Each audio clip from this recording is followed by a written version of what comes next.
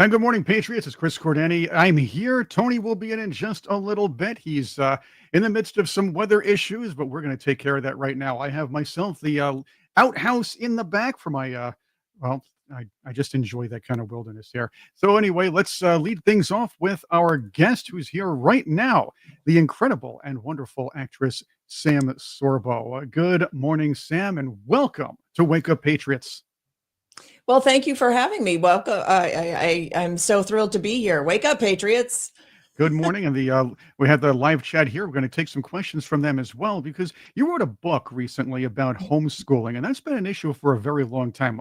A lot of homeschool kids, you seem to think, come out a lot smarter than people like me who came out of the public school system.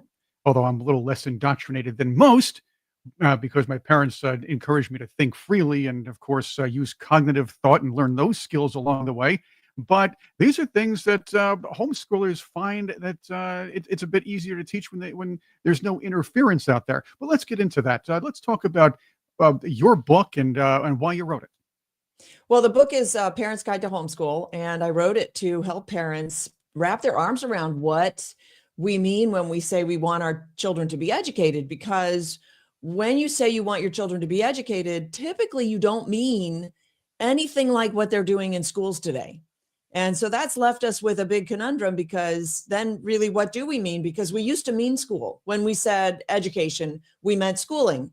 But now schooling has turned into this weird thing that's just some indoctrination and some odd LGBT stuff and some critical race theory stuff. And it's unhealthy for children. It's actually child abuse. A lot of what passes for education today in our schools is actually child abuse.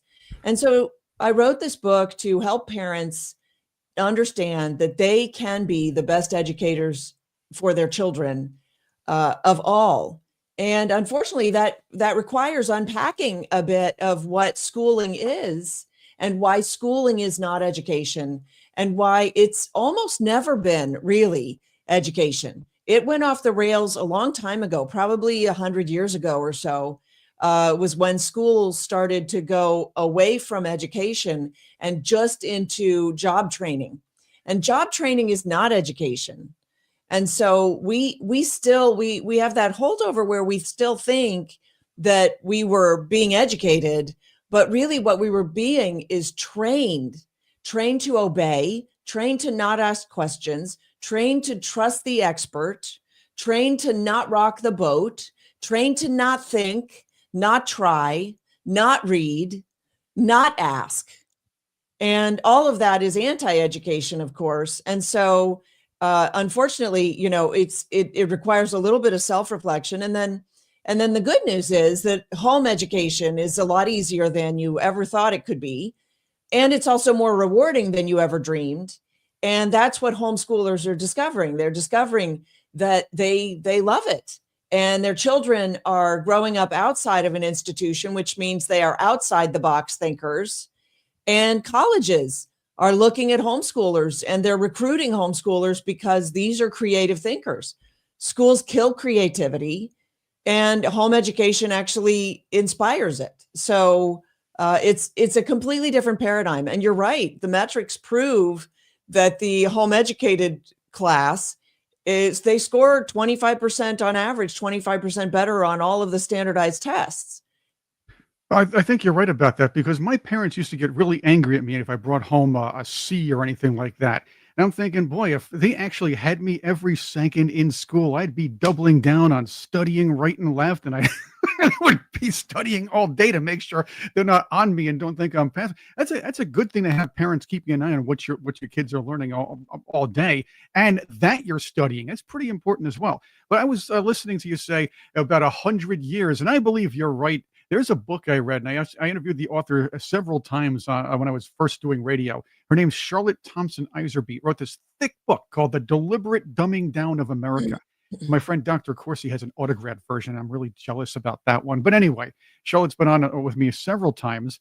And this is a thick book that actually chronicles letters, writings, and discussions about how this did start back in 1910 and around then.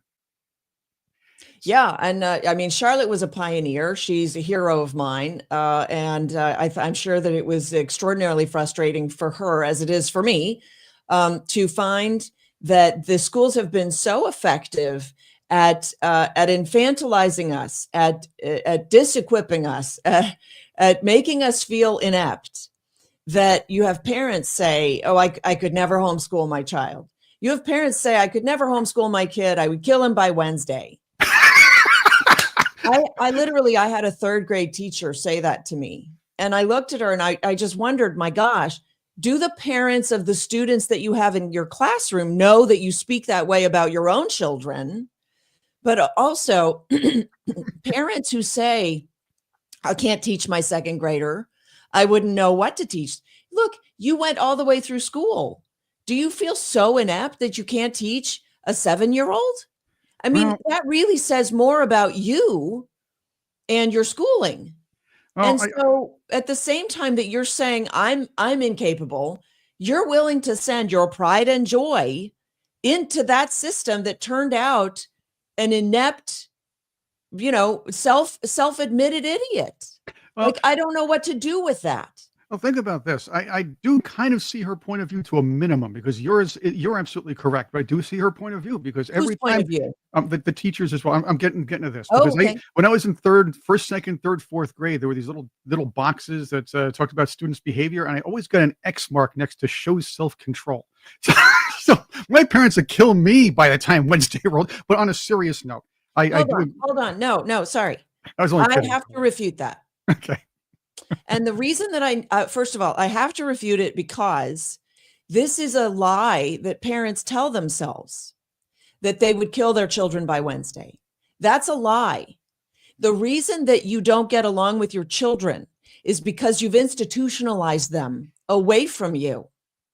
If you keep your children with you, they will get along with you because you will train them to get along with you.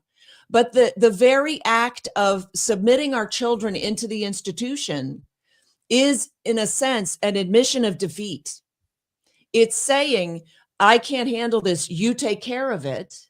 And even if it doesn't start that way, that's where it ends up. And so we have this misconception that children are misbehaved, that children are unruly, that children can't be managed. But that's a lie that starts from our schools. The That's schools fair. create mismanaged, misbehaved children. And by the way, to be clear, I don't blame teachers. I think teachers, by and large, there are some bad teachers, but the good ones, those are the ones who are trying to work in this perversion of a system that we have today. Okay. The Absolutely. children that are misbehaved because they don't have the attention that they crave. If you keep your children home, you'll be able to give them that attention. And by the way, there are lots of children who don't want that attention, who would rather not sit in a classroom of 30 other children, who would rather be alone. I know, because I raised two of them. Right. My first child was an extreme extrovert. He loved having everybody around all the time. My other two were like, one friend. Nope, that's it. I only want the one friend. Really? You don't want to invite anybody else to your birthday party? No, mommy, just the one. Okay. So, we have these misnomers about children. They are lies that we've adopted because of our school system, but they're lies. This idea that children need socialization is a complete absurdity. And if you just examine it, halfway, you'll see that it's absolutely absurd. Why would we expect children to learn social skills from other children who have no social skills? That's a joke. Like, that's ridiculous. And yet we say it as if we feel intelligent saying it. Oh, but schools socialize children. That's absurd. First of all, we believe that schools educate. Okay. And so if you're saying, well, my child will get an education in socialization, show me the class. Because you're subscribing to the paradigm that children learn in a classroom, and therefore you're saying, well, my child will be socialized. Show me the class where your child is socialized. There are no classes for socialization. So you're saying that on the one hand, you believe that children are educated in a classroom structure, but on the other hand, you think children learn social skills from namby-pamby willy whatever. that is completely unstructured. Oh, you're It's right just about 100%. These kids are. It's funny because you go into school and the teachers again. I understand they're overwhelmed and everything else, and you were alluding to that. But it was always the lie told to us. It's the kids need to be with other kids. They need to socialize. They need to know what everybody else is about. They have to go. They have to be integrated with other kids everywhere else. But it doesn't really help the education a lot because and again I went through school as well in the 70s and 80s, and there are a lot of kids who just don't care, and they bully other kids who are actually there to learn. They push other kids around, they disrupt classes, and this is an issue when kids when there are other kids there that are trying to, well, get an education, again, and I'll use that in quotes, yeah. and advance and maybe learn something. There are issues with that, and homeschooling has been a I'm going to say controversial alternative, but now it's a a much more popular alternative these days. Well, it's grown to about 5 million now in the United States, and the metrics are in. And by the way, homeschooled children are better socialized. They've done studies, and the reason that they're better socialized, whatever that term means, is because they grow up around children of all ages and adults. And so when the child grows up having to speak to other adults, the child is fully capable of speaking to other adults. And that's why, you go to, a speech and debate conference or some kind of conference, and you meet a young person who is, self-possessed and can articulate well and can carry on a conversation and knows how to play ball. And the first thought is, were you homeschooled? Even if they're 12 or 13 or 14, you go, you did not come out of the institution, did you? And that's the truth. So my job, as I see it, is to make it more approachable to consider home educating your children. And you are more than capable of educating a young child. Now, the paradigm shift is the classroom is not a place where children are well educated. It's simply the only place that we've used. But that's also a lie, because before 150 years ago, we didn't have schools. And the people who created this nation, the founders of this nation, who were geniuses, right? Because they created the greatest political document the world has ever seen, right? And the greatest advancement based on their principles, the greatest advancement for humanity that the world has ever seen, the greatest growth and prosperity for the world over, right? They were all homeschooled, which basically means they were all self-taught. And that is what home education really is. It's giving your child the ability and the knowledge to teach himself. And once you do that, get out of the way, because he will take off like a rocket. And so that's the paradigm that I talk about when I talk about home education. And that's the paradigm that I espouse in my book, where I'm trying to show people that that is not only possible, but completely achievable. And we don't believe it anymore because we've been so trained in our schools to think that we hate to learn because learning is hard. And we hate teaching because teaching is so hard, right? These are all lies in our schools. The first part of my book, I debunk all the lies. And when you examine the lie just a little bit closer, you go, oh yeah, that actually doesn't make sense. Teaching is hard when it's done in the institution, because teaching devolves into classroom management. It has very little to do with imparting information. But let's talk about that for just a minute. Right. In our schools, we're trained to think that education is data entry. The more you can memorize, the smarter you are.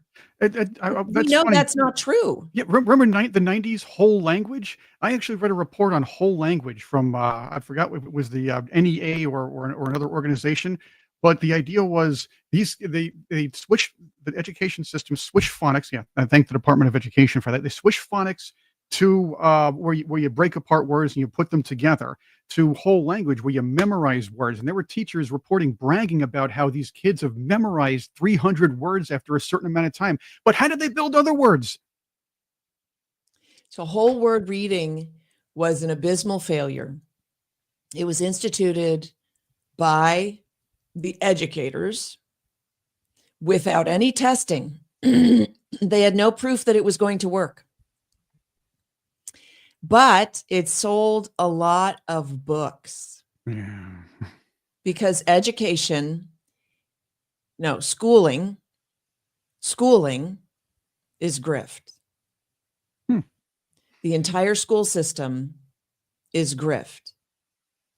It didn't start out that way when it was the one-room schoolhouse.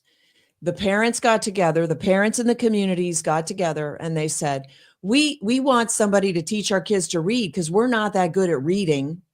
And we understand that reading is sort of the gateway to the future, and the key to a better prosperity is learning to read. And so they would hire a teacher, and the teacher would come in, one-room schoolhouse, kids of all ages, so adequate socialization, let's say, right? Right. And she would give the children Bible copywork, Bible verse copywork, because not only would the children learn to read, but it was important that they got a moral understanding. And what better way to achieve a moral, kill two birds with one stone. Let's do it that way. And then she would do some numbers, ciphering, as they called it, some numbers, right? And it was very rudimentary. And then from there, the children who really enjoyed the reading, they would be able to seek other books. They would try to find other books to read. So Abe Lincoln taught himself the law because he wanted to know the law, because no schooling got in the way of his education, as Mark Twain likes to put it. But Oh, today, schooling gets in the way of it all. well, And look what we because of that, we've lost faith in ourselves and in our children. Now, we've lost faith in ourselves because we've been trained to think that we are incompetent if we didn't study it in school already and get an A. And so everything that I haven't already studied, like, I don't know, broadcast journalism, I must be incompetent in because I never studied it and I never got an A and I never had a teacher teach me. But that's a lie. That's a lie. Most of the podcast hosts that are doing very well, including, say, Joe Rogan, yeah, never went to school to fantastic. do that thing. And Yeah, he's number one in the world. yeah, I went to Right. school for And we this. prove this to ourselves all the time. I don't know how to fix a toilet. Oh, go on YouTube. You can find a video that shows you how to fix a toilet. It's absurd the way that schools have disenfranchised us, have diseducated us. Okay. But not only that, the whole society has no faith in children. We think children are so stupid, they can't possibly learn on their own. They can't possibly teach themselves anything. Never mind, they come out of the womb. The minute that they learn how to speak, they're asking questions. Why would they be asking questions if they didn't think they could learn anything? And then what do we do to them? We take these precious young minds that are so curious and so full of life and energy and a desire to learn, and we sit them in a classroom and we say, sit down and shut up. And if you have a question, you need permission to ask the question first. And by Wow. the way, you might not get permission because no, the teacher's talking about this little thing, Johnny, and stop interrupting with your silly questions. Hmm. That's Amazing. child abuse. Nightmares of my childhood being brought up again. Thank you. But no, I am half kidding. I do that here. But the fact is, it's funny because I went to school in the 1970s, primary education, high school education in the 1980s. In the 1970s, that's when they moved out they got rid of every single history teacher in the US. And they brought in these things called social studies teachers. And then a lot of districts adopted what I call Zinstery,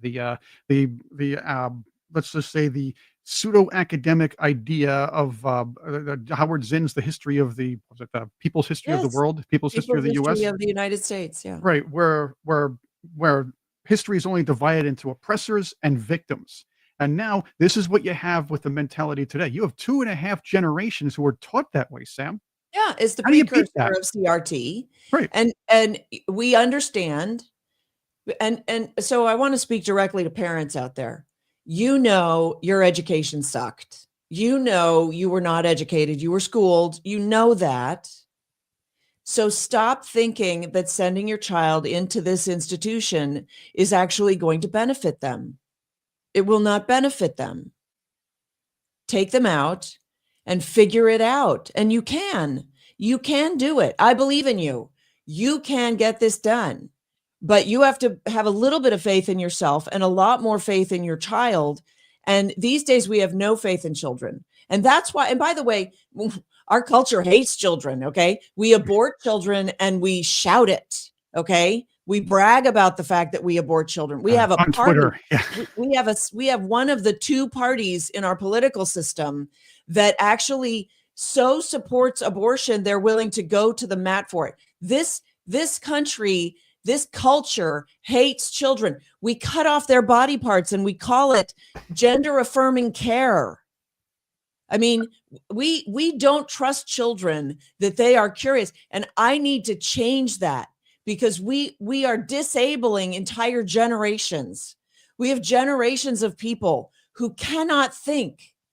And you know it. You know it when you go into the grocery store and you have a young cashier sitting there looking at the dollar and wondering how to make change because the machine isn't telling her properly or whatever. I mean, Yeah. These are the we same see people this that all said the this. time, this inability to think. These are the things this is what I go over in the book.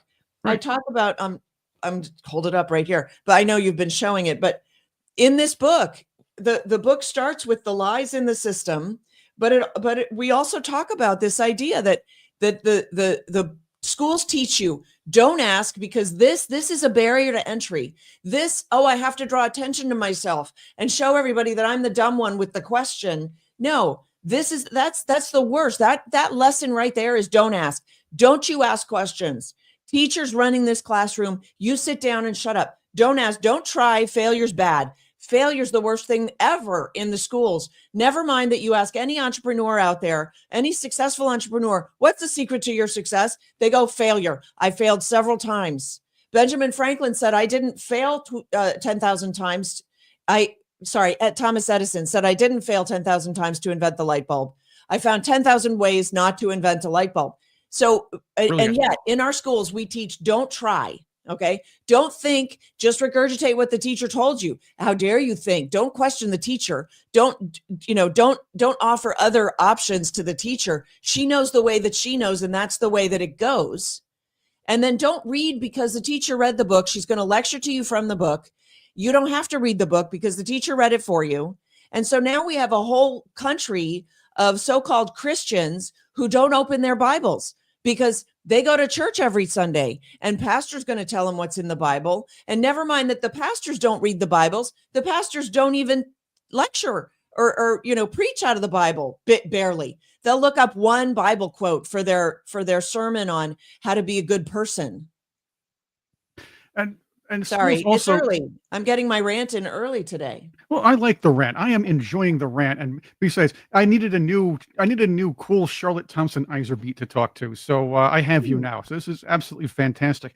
Another thing is schools have become social petri dishes. Before I get to this, before I ask a little more about the resources in your book, they become social petri dishes where kids are being taught, as you said. And I know these liberals are going, no one teaches CRT in the schools. No, they do teach CRT in the schools. They slip it in every lesson. They make kids play that privilege game. They tell you that they tell young white kids to feel bad because they're white. They tell young black kids they're worthless because they're black. They just do it in more subtle ways. You know what? I'm so tired of people saying to me, but we have a really good public school. And then I asked them, well, define good. These are thoughtless people. And you would think that they're successful business people. I mean, my audiences are comprised of educated, well-to-do people, so-called, right? And yet they come up with these arguments that defy logic. They literally, if you just break them down a little bit, they defy logic. I spoke at this one thing, and this couple came up to me and they said, we just love what you say. We agree with everything you say. The schools are a cesspool. It's terrible. I said, oh, so your 15-year-old, you homeschool him? Oh, no, he goes to a really good public school. Then I said, okay, define good for me. Cause I'm literally losing my mind here. Define good. Their definition was it's where we met. It's almost like saying, well, my McDonald's, they only drop the burger a couple times before they serve it to me.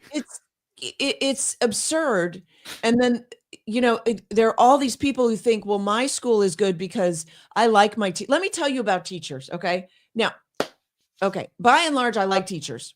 I don't go after teachers, but I will tell you that part of the reason that I left the school was because the first grade teacher that we had for my son was the favorite teacher. Everybody loved her. It took me over a year to figure out why everybody loved her.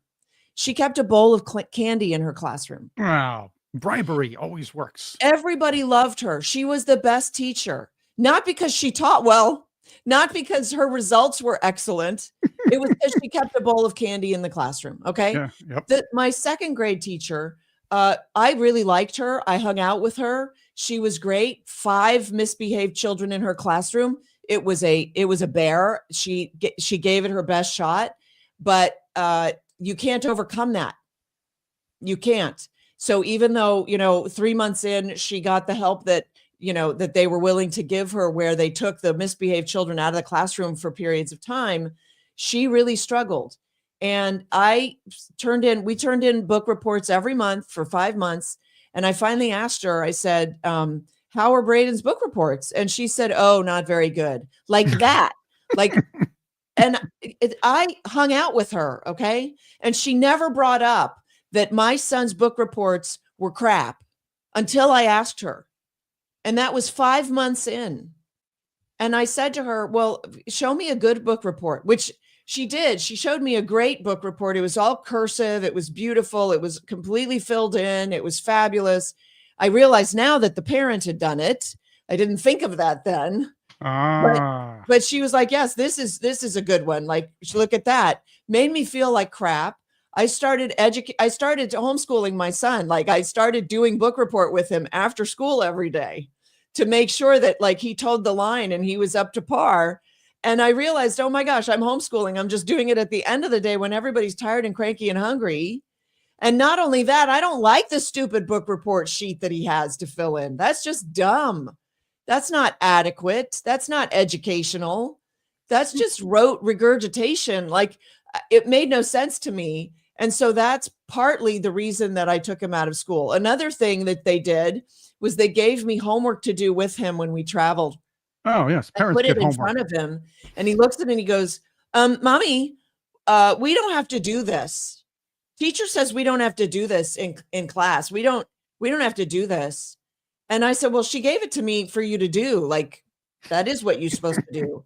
He goes, but Mommy, we don't have to do this. Like, the teacher says we don't have to do this in class. Like, all of a sudden, I'm the nasty substitute teacher who's giving him the work that the teacher never makes them do. And I was like, okay, this is kind of a setup. Like, what's happening here? Yep. So, the idea that your school is a good school because the lockers are pretty and there's nice painting on the wall, you have no idea what that teacher is teaching your child. You have no idea what that person is saying to your child. That person could be saying to your child every day, you're a piece of crap. And I'm going to prove to everybody that you're a piece of crap. You don't know what that teacher and how that teacher behaves to your child. And even if you ask your child, you might not know, because there are a lot of teachers today who are groomers, and they know just the words to say to a child.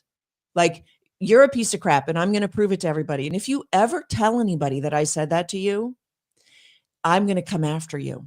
That's enough to shut a child down. And it's always their word against the kids anyway. And you're right, there are groomers out there. We could do a whole show on this. I know your time's limited here, but yeah, we can. You'd never know who's teaching your kid. Yeah, I did. After a lot of parents do not know. When COVID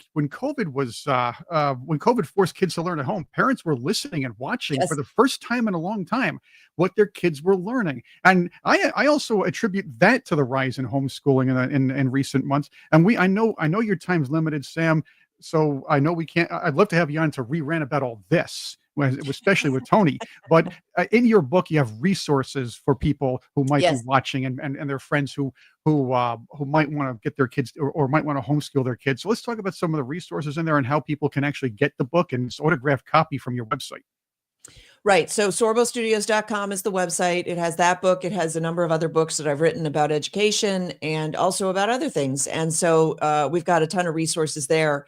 I do have in the back of the book some resources for parents for them to do some research to figure out what's the best approach. I do advocate that you just start by reading with your kids, read with them every day, read to them, have them read to you. Just give them that kind of love for learning, love for books, I should say, and you will be off to a great start. It is not rocket science. I know that we've been trained to think that the educators know what they're doing, but if you look at what they're doing in schools today, you can just debunk that entire theory. They don't know what they're doing. They're worse than you are. And so all you have to do is do some reading with your kid and you're well ahead of the game. And then there are co-ops that you can join. There are communities that you can join, one day a week, park days, all kinds of things where you can find other resources from parents who are stepping through this at the same time. Maybe some parents who are like a year or two advanced from you that can give you some insights. It's really not that hard to figure this out. And if you love your children, it is the very best thing that you can do for them. And it's also the very best thing that you can do for you because your kids have a lot to offer you. They have a lot to teach you. And before I go, because I know we're finishing up, I just have to say, I do not understand how conservatives have been convinced that socialized schooling should be expanded into the private market.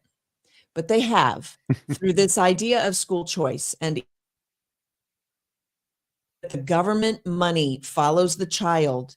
That institution where the child goes becomes a government institution, and there's no getting around it.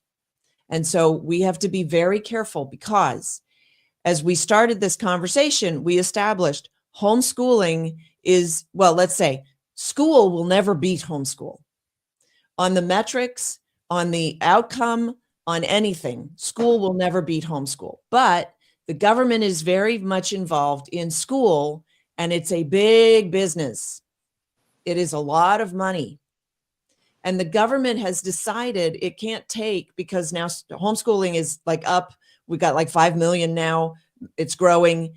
The government can't take the competition. So what are they doing? They're offering to buy your child through ESAs or tax, not tax credits, but ESAs and school choice opportunities. And we have it in 13 states now. And it will kill homeschooling in all those states. It will kill private institutional schooling in all those. That has to stop, and that needs to be, homeschooling needs to be reviewed by more people who are looking at vouchers or school choice as well, and that makes a lot of sense. Sam, we really need to talk more about this, and I do want to ask all homeschoolers or potential homeschoolers, please teach your kids to write an essay. Essays, math, peanut butter sandwiches are not racist, like some of these school people are trying to teach you here. Thank goodness the Department of Education has been downsized. And you can trace a lot of problems to that as well. Sam, we want to have you back. I'd love to have you back on with Tony, and we can talk more about this. The chat went crazy, and we loved having you here, and I want to have you back again. Thank you very much. Thank you so much. Thank you. One quick question, Bo, before we have you.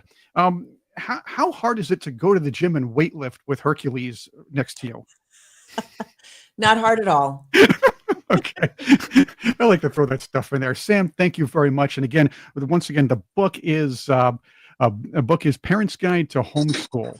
And check it out. Lots of resources of reasons why homeschooling is a good choice, and how to actually do it, and maybe answers to the excuses people make as to why they won't do it. Thank you very much. Thank you, Sam Sorbo. Susan Olsen, thank you for being with us today. I'm glad you're here. That was fun talking to Sam, but I'm glad you're here. Tony's trying to get in. He's having a little weather situation while he's trying to get us on the road. So we have a lot to talk about. First off, I know we're going to talk about something you and I have both been ranting about in the last few weeks, this South African situation. But I want to get your thoughts on this terrible Joe Biden mental health cover-up. I'm going to say what I said yesterday, Susan. The cancer, I know a lot of powerful people who didn't want to tell anybody they had cancer. They didn't want, they had important meetings. They wanted anybody looking at them different. Right. And you can't see it in many ways. I'm okay with that, but it's the hiding of the mental decline for 2 to 4 to 6 years that bothers me. Well, especially when it was so obvious. I mean, our side We knew what was going on. We saw a man who would finish his speech and not know where to go or seem to not know where he was. It bothered me a lot because as much as I can't stand the man, and I think he's a horrible president, and I don't think he's a very good person. Um, but elder abuse really bothers me, and seeing him fall down just would kill me. And seeing he's just floundering, and it, I just thought it was so cruel to put this man in this position, and then you'd have the newscasters who would say, "Oh, he's great. I'm around him behind the scenes, and he's never been sharper." It's like, oh, come on. Well, maybe he's never been sharper over the last 6 months at the time, but that's only because he had a little extra ice cream that day. Well, he was never very bright.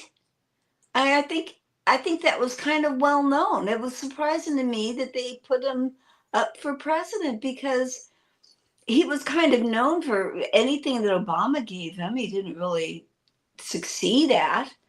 And the only thing that he seemed to be very good at was grifting and setting up, the best financial laundromat on the planet in Ukraine. He just seemed that the only thing he could do was the dishonest stuff. Well, see, that's where he was sharp.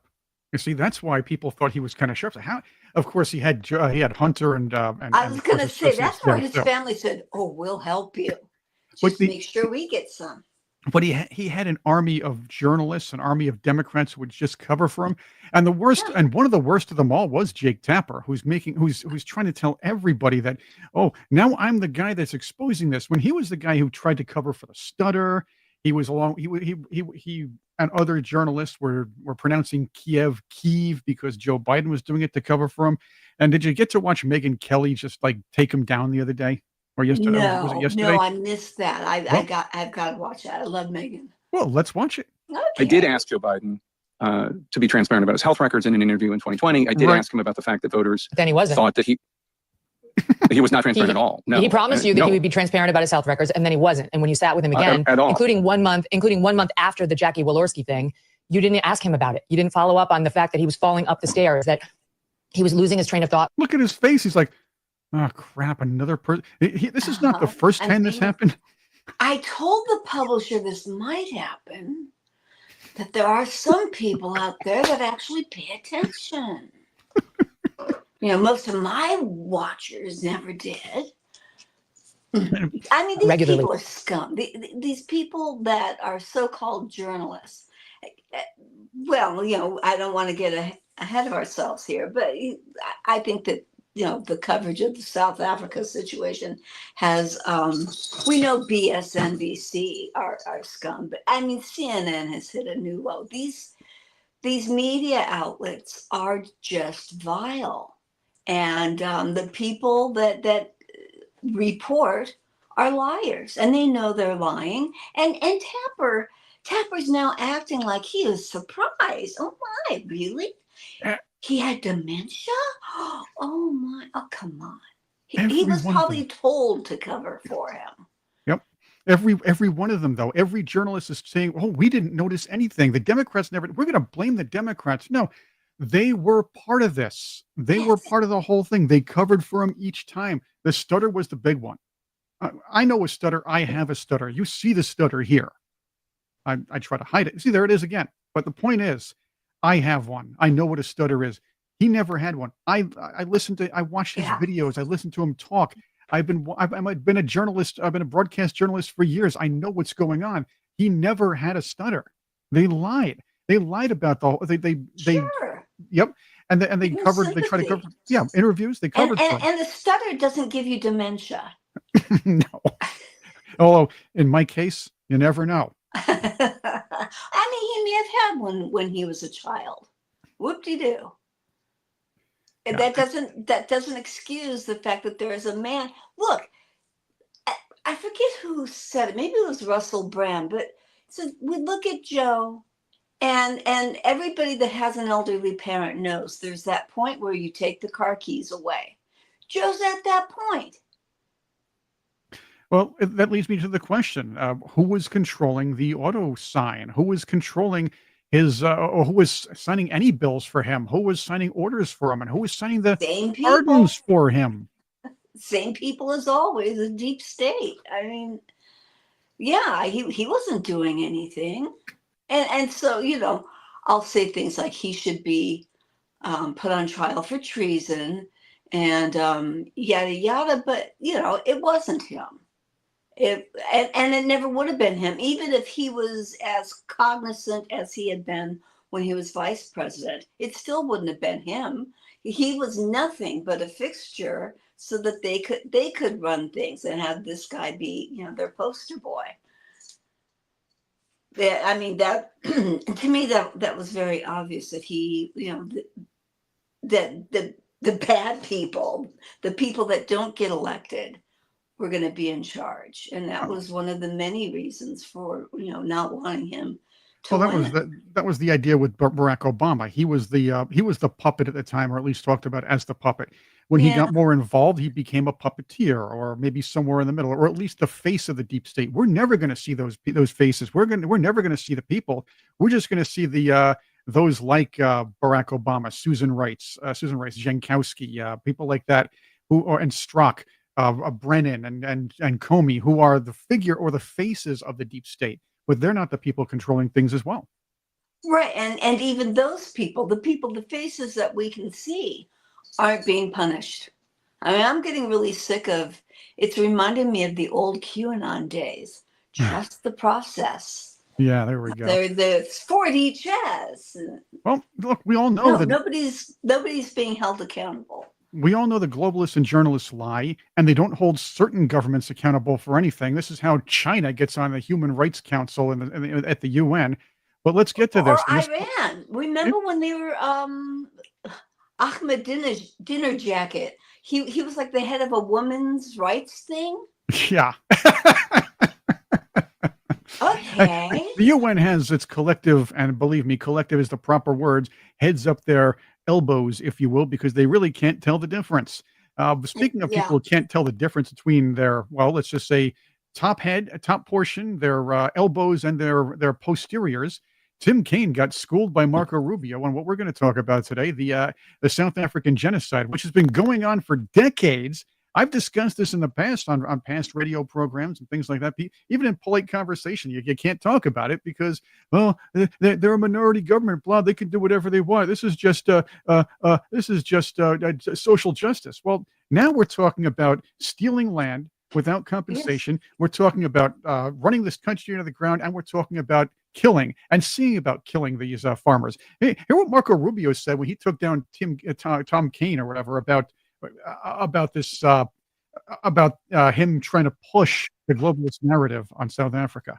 But I'm going to ask you, what, so a well-justified fear of persecution? Yeah, they thought that That their means- farms you were don't being think burned that down and they means would be killed. anything? I think that's a pretty good Merkley, excuse me, I got the wrong one. But anyway, justification for wanting to come. They're Okay. afraid for their lives. And should it be applied in an even-handed way? That's an easy. No, our foreign this is policy. Kane. This is Kane. Yeah, my bout. This is Kane. Policy doesn't require even-handedness. It Well, wait, requires but prioritizing the the interests of the statutory United States. phrase says you are entitled to entrance as a refugee if you demonstrate a well-justified fear of persecution. No, I you're mean, not entitled. So You're can you allowed. have a different standard based upon the color of somebody's skin? Would that be acceptable? Well, I'm not the one arguing that. Apparently, you are, because you don't No, like the fact that they're I'm white, just and that's why asking you they're to coming. say that that would be unacceptable. no, That I would say that seem the to be United a States- very easy The thing United to States say, has a right to pick and choose who they allow into the United even States. based on the color of somebody's skin. No one's. You're the one that's talking about the color of their skin, not me. These You're are people whose refusing to farms were being acknowledge burned down. that. See, that's what they do. The left and Kane. This is what Kane's doing. He's trying to turn this into a racial issue, saying Oh you yeah, people are everything's racist. about race, Right. because they're skin deep.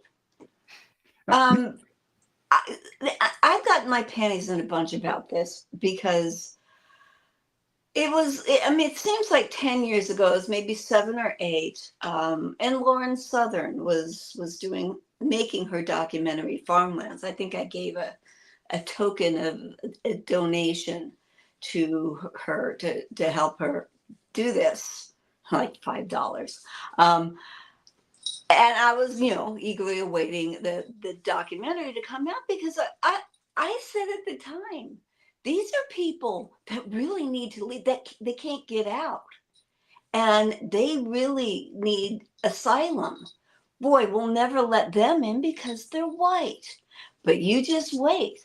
When the black people begin starving because they've killed all their white farmers, oh, we'll happily let them in because in a sense, yes, they're right. This country is systematically racist, but not the way they say. It's because it's partially run by a racist political group that began.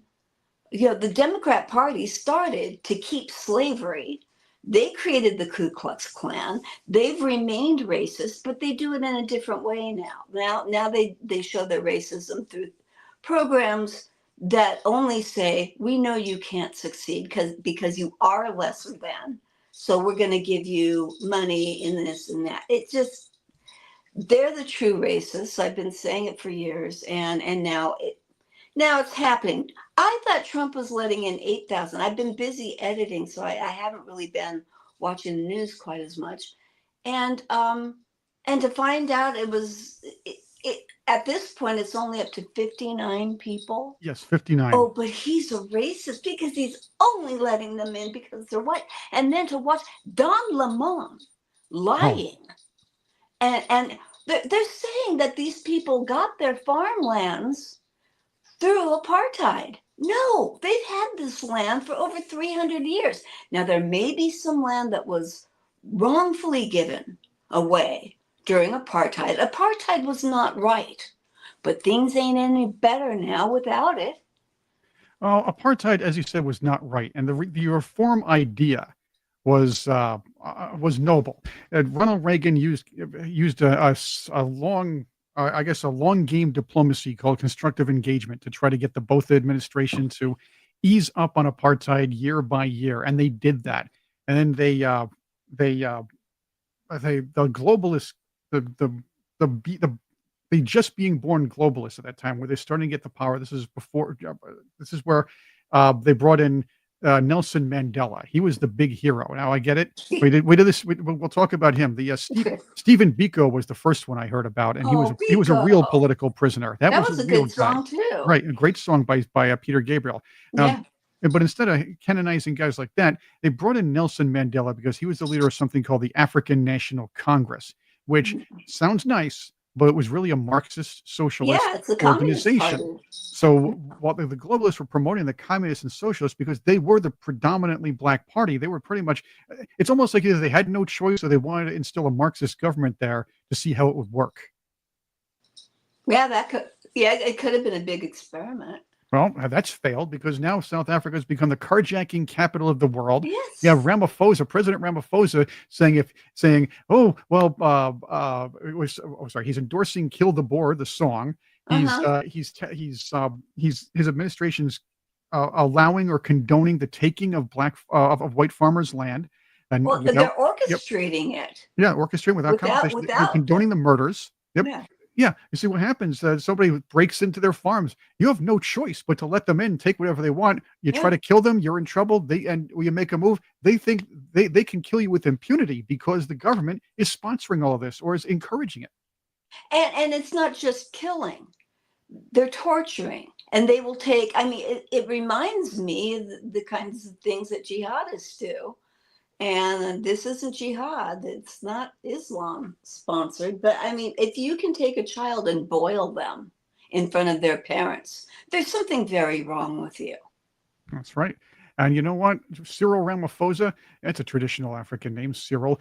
Anyway, his response to all this, I didn't do nothing. And anybody who leaves is a coward.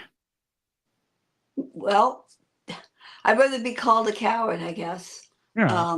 I mean, and it is not stressed. It is completely glossed over in the mainstream media that these farms have been in their families for 300 years. It was not titled land.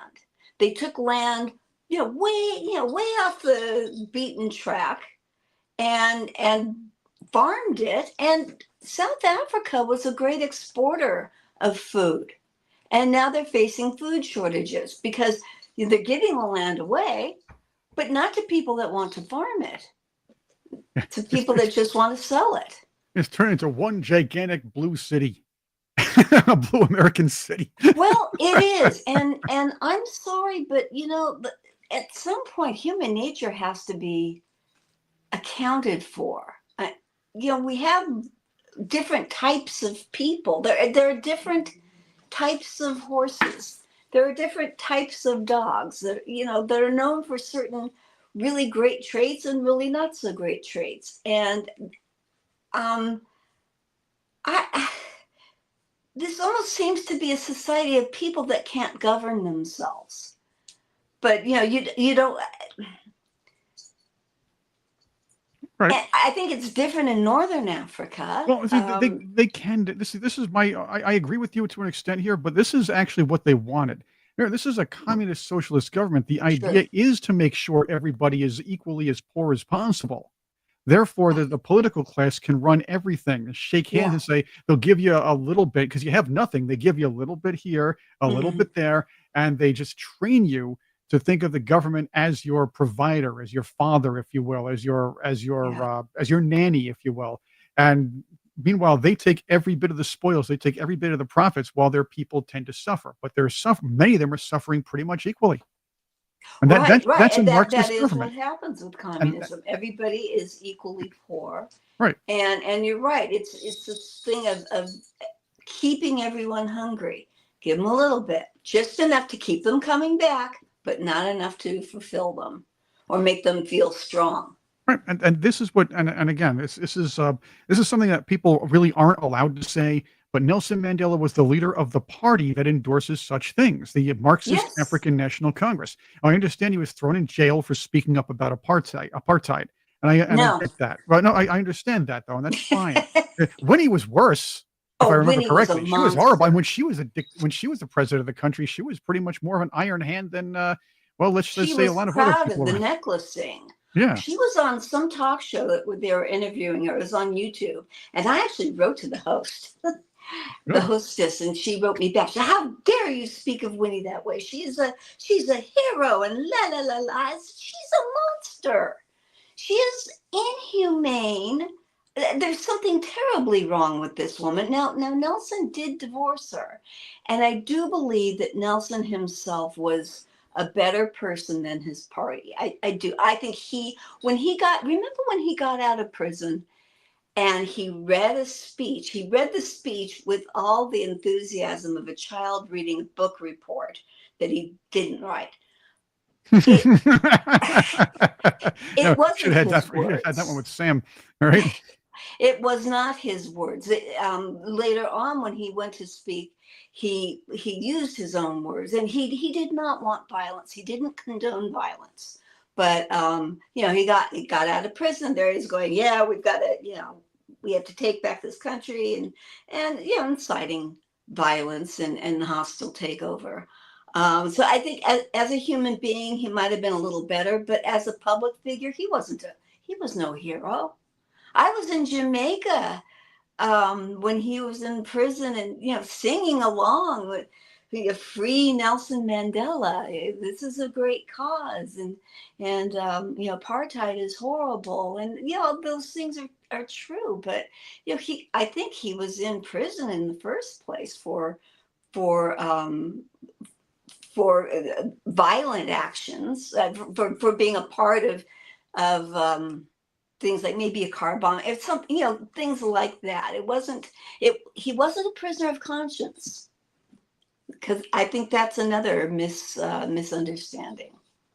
Fair enough. But the idea is the generation now. This really accelerated during the Zuma presidency and the Zuma campaign. By the way, it was like pretty much politics of revenge.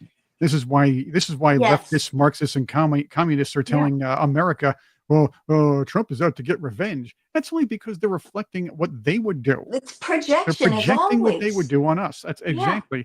But this is what you see in a lot of these Marxist governments, and a serious oppression of the people. And a lot of it has to do with wounds of the past, if you will, and getting even. The Soviet Union was all about that when Lenin and Stalin were running things. You have obviously the Kims in North Korea. They just kill 3 generations of people because they know they don't want the kids coming back after them. So yeah, and again, I guess I'm trailing off a little bit and going off on a tangent. Let's get back to the subject here. The fact is, the collective media, and that includes taxpayer funded PBS, always when Elon Musk brought this up, and Donald Trump took on this cause, bringing in some of these farmers and offering them asylum. All of a sudden, you have PBS and other mainstream Western media types saying, "Well, this is incredibly racist. Trump won't let certain asylum seekers in. Trump won't let them in." And by the way, President Ramaphosa says it's a false narrative. So they're taking the word of President Ramaphosa, a fellow communist, if you will, fellow Marxist, if you will, as the word of God. The lazy journalists will not research or fact check any of their own. They're not being murdered because the government says they're not being murdered. I know. Islam is the one true religion. Islam is the one true religion because the Quran says so. That's right. Yeah, and that's it. That's all. Fold it up. You don't need to ask any questions. You don't need to do any research because that's it. Yeah, yeah. I mean, my anger is mostly at the media.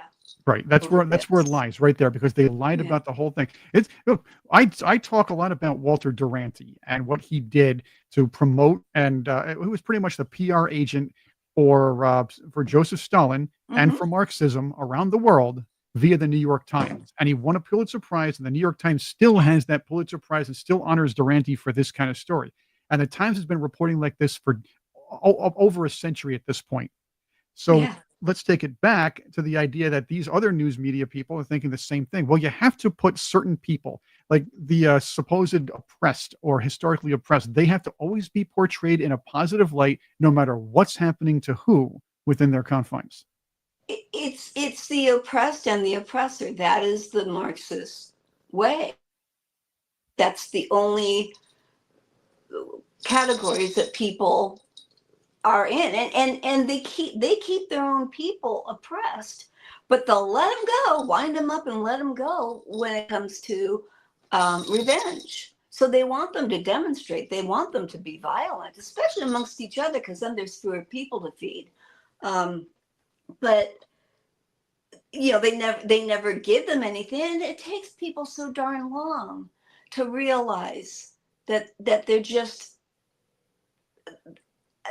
demonstrating, that they're supporting a government that doesn't support them, that isn't going to do them any good, that's not going to help them. They just get them riled up. And that's the way I see the Democrats as being today. And to me, with this outrage over 50, less than 100 people. Well, it's 59, but the door's open for more. And let's put it this way. Asylum is about taking in people from a country, taking in people who are being oppressed, persecuted, and probably even under threat of death or property taken by a government. So you're seeking asylum from a government. This is not somebody coming in saying, "Well, Uncle Joe told me to say asylum because my neighbor threw rocks at my dog once," or it's not like, or I just want to come here. I need a hotel room, so asylum. That's what they're taught to do. When Joe Biden took away stay in Mexico, the asylum, the chant of asylum came back, and we couldn't do much about the influx because Joe Biden made it law or did the executive order where he undid the idea of stay in Mexico. Stay in Mexico comes back. All of a sudden, you don't hear a lot of asylum claims because nobody wants to stay in Mexico. They want to stay here and get the benefits for at least 5 or 6 years until they're finally figured out. Maybe even 10 years. You cannot, it's like oil and vinegar. You can't have a welfare state and open migration. You can't have people coming in and getting something that they're not contributing to. And by the way, there's another, here's that nasty, awful word again, merit. Another reason for letting in these asylum seekers, they're skilled, they're educated, they could come in and replace a lot of our farmers who are being bought out. I mean, they have something to offer. They're not just running from a government. We were taking in people that were illiterate in their own language. Now, it's not that I'm putting them down. They didn't have the resources or whatever, but how are they going to succeed in Western civilization? If Well, you I'm gonna, can't read or write in your own language, well, how about you're this? you're There's setting still, them up for failure. but It's cruel. the point is, Susan, there are still channels to get in legally. And that's what they should have done. Yeah. And look, we will. If you want to come here legally, you say, I want to be an American citizen. Our country will review it. We have to have limitations on numbers and people and things like that. That's important. You have to wait in line. But if you are illiterate, there are programs we have here if you want to work and do something where we can get you to work. We can get you citizenship and we can get you a program to learn how to read, or even as English as a second language. We have those things here. We have volunteers. If the government doesn't, we have volunteers that do that sort of thing in many communities. So there's no excuse. There really is no excuse for people not to come into this country legally. And that's the key. So then you got that question. I know we're running into overtime, Susan, but I want to ask you about this birthright citizenship. I brought this up this week, but I want to get your thoughts on it. My grandfather was an anchor baby. My great grandparents came in legally, legal channels. So I guess they came for a visit, had the baby, and left. But it was legal channels. Now, this system's being abused where people come in illegally and have the baby. Yes. The 14th Amendment supposedly gives them that right. That's questionable because they're also coming in here in the commission of a crime. So can that nullify Absolutely. the Absolutely. birthright I'm citizenship? so against birthright citizenship. We're the only country stupid enough to grant it. That was never the intention of the people that wrote the 14th Amendment. And your people came in legally and had children. That's not an anchor baby. Anchor baby is when you come in illegally. Look, or you could say my father was an anchor baby and all of his siblings, but my grandparents came here legally and had their children, and their children were Americans. Well, if you come here legally, yes, of course your children should be granted citizenship. And it is abused. But it's a legal loophole.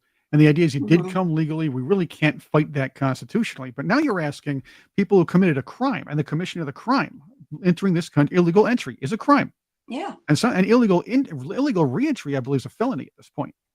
So if people commit that sort of thing and they try to claim that the baby they had in the commission of it's serving the commission of that crime, it should be an American citizen. I believe that can be disputed. Now, I'm not a legal expert. I should get one on here to talk about that. I think that's an interesting question. I think that is too. I think that definitely should hold up. I mean, we have people that come over here deliberately. You can't blame them. I mean, they're allowed to do it, but they come over here deliberately to have their child here. China was offering like baby trips. There were travel agencies in China that were setting up these things for pregnant women so they could come over, have their child, and go back. But now they have a child who's a United States citizen. Yeah, exactly. Susan, I want to thank you for being here with us today. And we're going to have you back with Tony on. Yeah. So Tony was looking forward to talking to both you and Sam today. And I was looking forward to talking to you and Sam, and of course, all the Patriots here. I'll be a little The less. cat's here looking for him. So we'll get you on again. And I want to thank you for being here. And again, like we said, prayers to Cherie and her sister Marie. Oh, yes, Yep. yes. And we were talking about that yesterday, and I know we've been in contact. I want to make sure that we're praying for her to be okay. Hopefully, she'll be home today, and it'll be good. But we'll talk about all that. It's nothing she hasn't put out public. So Right, already been out exactly. public. And I'm she's not. asking for Yeah. prayers. Her sister Right. has cancer and has had an operation. They think they got it all, but Yep. she's having some difficulties recovering. Yeah. So look, prayers would be absolutely fantastic for her, and we thank you very much. So I want to say to all of you, thank you for being with us. Susan, thank you. I love talking to you. It's like up there is one of my favorite That's things why I to get do. up so early. Yeah, me too. You get me before makeup. Oh, see, you look great with before makeup. I have the face for radio, so I look the same no matter what. I'm told I need a paper I've got a bag. face for radio. What can I say? No, I need a paper bag. So that's another story. I should go as the unknown comic, Yes, really. the unknown producer. Thank you very much, Patriots. Don't forget Trixie, Deborah Lynn, Sean, and George tomorrow and Friday. Tony and I are back on Monday for a lot more fun.